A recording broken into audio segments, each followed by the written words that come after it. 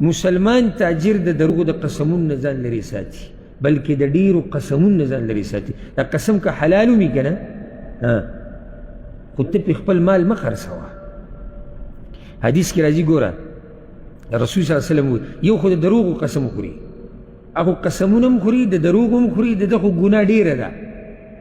یو سړی قسمونه په رښتیا خوري، خو د الله دا نوم د رزق د ګټلو یو ذریعه ګرځولی. زما دې په الله قسم په 50 دی، او زما دې په الله قسم 10 پکې تا ته پاتې، او زما دې په الله قسم چې د فلاني ملک نه مې راوړی، د رښتینی دی.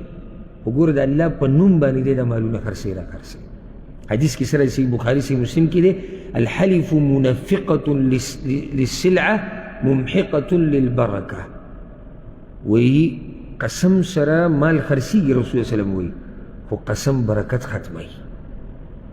او یو حدیث کې راځي په صحیح مسلم کې دی، رسول الله صلی الله علیه وسلم وی 3 قسمه خلق دي چې الله به ورته د قیامت په ورځ د رحمت په نظر نه ګوري، د ګناهونو نه به یې نه پاکوي، او د هغوی دپاره دردناک عذاب دی.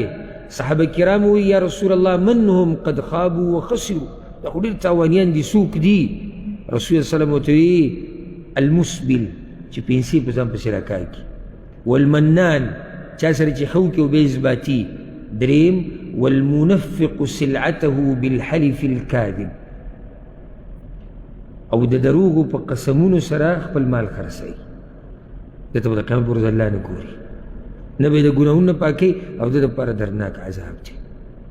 د شان مسلمان تاجر د احتکار نه ځان ساتي. احتکار څه ته وایي؟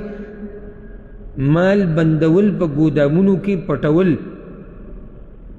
او د خلکو د ضرورت نه غرته فایده اخیسته، بیا څه وخت بعد د هغې راویسته او په خلکو باندې ګران خرڅول. حدیث کې راځي من احتکر علی المسلمین طعاما، چا چې مسلمانانو نه مال خوراک ذخیره کو د دوکې ورکولو لپاره، نقصان ورکولو لپاره، ضربه الله بالجذام والافلاس، الله به پې نیستي راولي او بیماریانو کې به اخته کړي. یو روایت کې داسې راځي صحیح مسلم کې من احتکر فهو خاطئ، چا چې احتکار وکړو دی ګناهګار دی.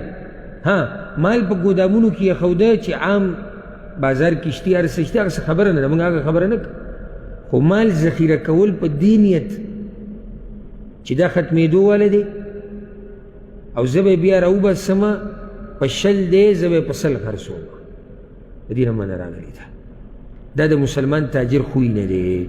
نو مسلمان تاجر مقصدی خبره دا شوه چې مسلمان تاجر د هر ناروا کار نه ځان لرې ساتي، د دوکو دړکو نه، د سود نه، د دروغو نه، د خیانت نه.